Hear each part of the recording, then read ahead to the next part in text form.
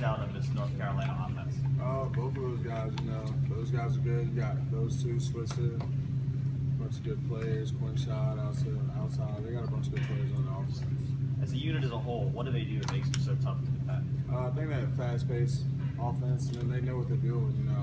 As an offense, they know what they're true to their identity. Whoa! Did I do that? I don't think you did anything. You didn't do that. You didn't do it. Sit back a little bit. It was right there when I sat down. Yeah, that's what it was. Sit up. Yeah. Okay. That dude didn't. It has happened before. All right. You good? You don't want to fall the other way. Yeah. You do that to Marquise on Saturday. But I think they know what they're doing. They're pretty balanced.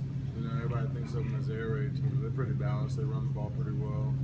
They got some good zone schemes behind them, but I just think they're confident in what they're doing and they execute very well.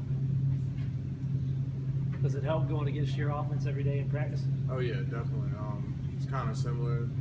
Good players on the outside, good quarterback, good running back. So it's very similar. Their offensive line's pretty good. Got some good guys in there. Landon Turner's a really good player.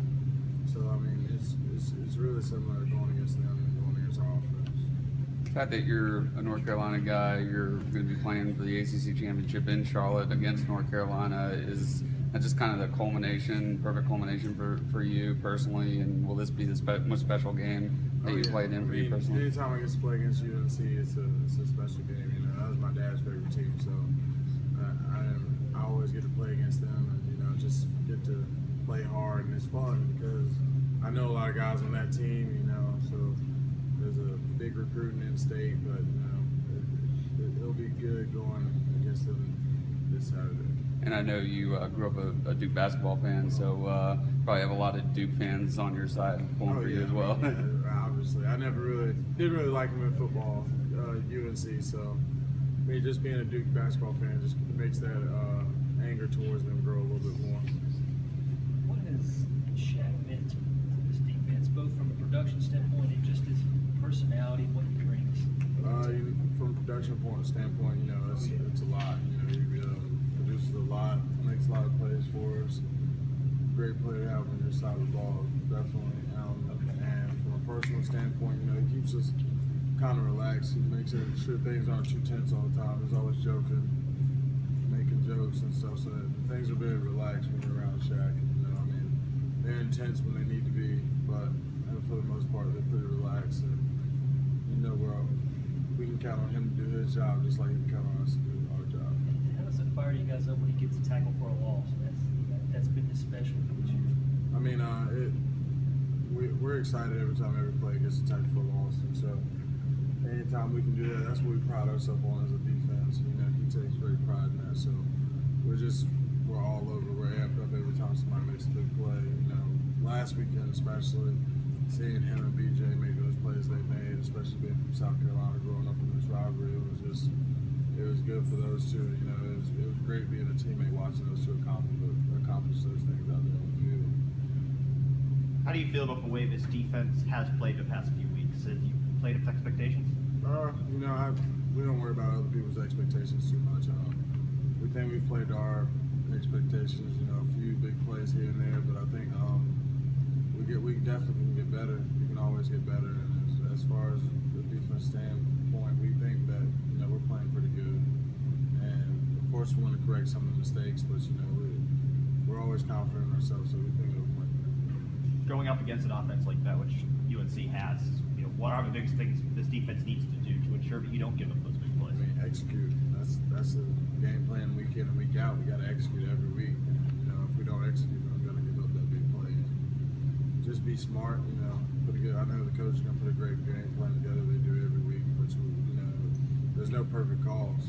There's no perfect calls. There's no perfect plays. It's about players going out and executing those plays. So if we go out and execute, then I think we'll have a great chance of doing what we need to do against UNC. Williams is a guy who can run the ball as well as throw it. What challenges does that bring, especially for your position, having to read what he does? As far as my position, I don't really read the quarterback too much. I'm more so reading the offensive line. So I think, you know, they'll give play action, they'll give run pass sets, you know, just being able to recognize those quicker and watching film and play a lot of that this week. I know I'll be in the film room a lot this week, trying to recognize play action, whether they're coming off of a true run or this flat zone or whether it's power or anything like that. So, I mean, I think just film study definitely play a lot into it. Can pushing your guy to the backfield kind of disrupt a lot of things that they want to do? Oh yeah, always. I'm not really a finesse guy, I'm more of a power guy, so you know I come up with a lot of power rushes. And I think just getting that pocket push, and that's what we're gonna have to do with him. We can't run around blocks with him because he's gonna be able to find those gaps and kill us if we don't.